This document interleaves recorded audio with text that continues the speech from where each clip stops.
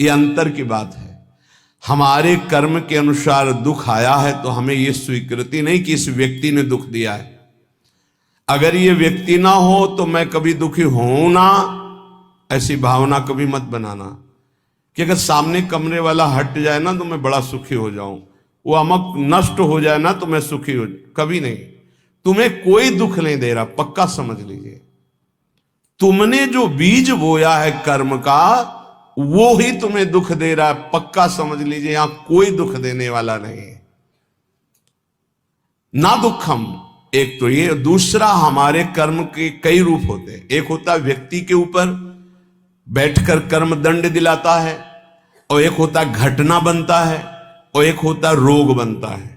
शरीर में विविध प्रकार की आदि व्याधियां, तो हमको विचलित नहीं होना है। यदि आप भक्त हैं, उपासक हैं, आध्यात्मिक मार्ग के पथिक हैं तो धैर्य रखिए। नाम जप से बहुत बड़ा बल मिलता है। सत्संग से हमारे अंदर विवेक जागृत होता है, सहने की सामर्थ्य आती है। बड़े से बड़े दुख को आनंद पूर्वक उपासक सह सकता है, विषयी भोगी पुरुष नहीं, संसारिक पुरुष नहीं। इसलिए ना दुखम, कोई भी दुख आपको विचलित ना कर पावे।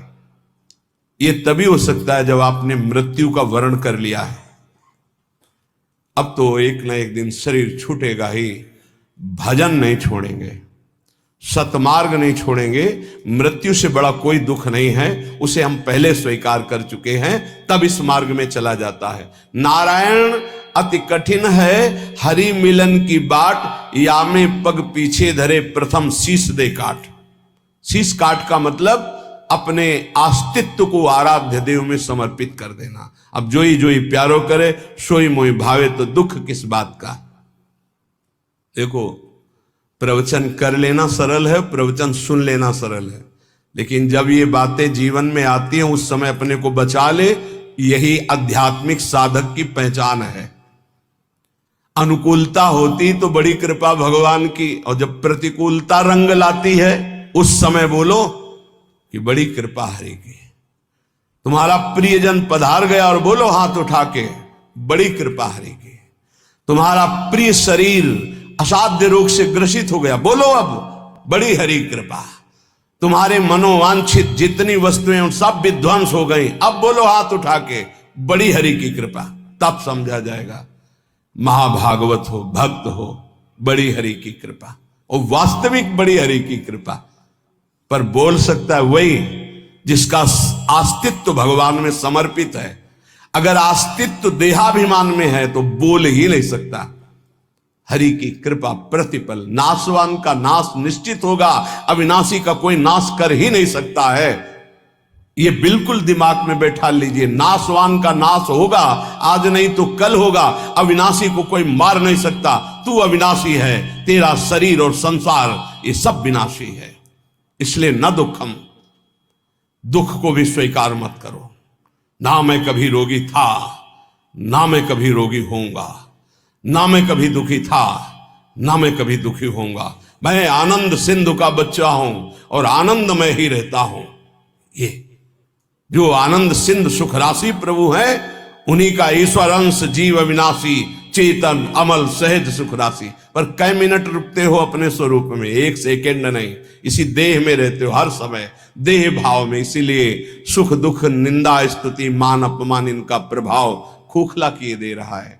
चिंता शोक भय ये जलाए दे रहे हैं। बहुत अपनेपन से कह रहे हैं अपने लोगों को समझाने के लिए कि हे भाई, ये जो लोक में तुम्हारी इच्छा है कि मेरा नाम हो जाए, मेरी यश कीर्ति हो जाए, मेरा सम्मान हो जाए, मैं सबसे बड़ा बन जाऊं, एक माया का भ्रमात्मक जाल है जिसमें फंसकर तुम नाना प्रकार की योनियों को प्राप्त होगे, मुक्त नहीं हो पाओगे। इसलिए इस लोक ऐषणा का त्याग कर दो। लोक ऐषणा, जो कंचन विजयी होते, कामिनी पर विजय प्राप्त कर लेते हैं, वो भी लोक ऐषणा में गिर जाते हैं। ये बड़ी भारी खाई है माया की, जिसे मान सम्मान कहते हैं, जिसे यश कीर्ति कहते हैं। इसकी चाह में बड़ी बड़ी साधनाओं की बलि चढ़ा दी जाती है। बड़ी बड़ी तपस्याओं को न्यौछावर कर दिया जाता है केवल अपने नाम के लिए, अपनी प्रशंसा के लिए, अपनी बड़ाई के लिए। हाथ कुछ नहीं लगता। जो प्रशंसा मान सम्मान का भोक्ता बन गया वो भगवान की प्राप्ति की योग्यता खो देता है। इसीलिए श्रीपाद कह रहे न लोकम, लोक ऐषणा की तरफ अपनी वृत्ति जो जा रही उसको हटाओ। ये सबके अंदर होती है। कुछ तो ऐसा करूं जिससे लोग हमें जाने। भगवान को तो जानना नहीं चाहते, तुम्हें क्या जान लेंगे। भगवान का तो शब्द नाम जप नहीं पा रहे, तुम्हारा नाम कौन लेगा। कितने बड़े बड़े चक्रवर्ती सम्राट हुए, बड़े बड़े महल, बड़े बलवान, कौन जानता है। बहुत बहुत इतिहास के पन्नों में लिखे पड़े हैं। ये होश में हम विवेक के द्वारा ऐसा साधन करें, ऐसे मार्ग में चले कि भगवान को प्राप्त हो जाए। ये जीवन का परम लाभ है। न लोकम, हमें लोक के मान सम्मान, यश, कीर्ति, प्रतिष्ठा आदि की भी चाह नहीं करनी चाहिए। अगर भगवान को सम्मान देना ही है ना, यश कीर्ति देनी है ना, तो ऐसा प्रदान करेंगे कि आपकी भगवत प्राप्ति भी नहीं रुकेगी और बिस्तरे सब जग विमल कीरति, साधु संगति ना टरे।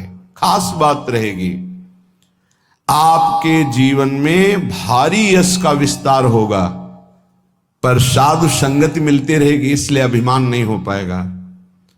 वो मान सम्मान आपके तप का नाश नहीं कर पाएगा।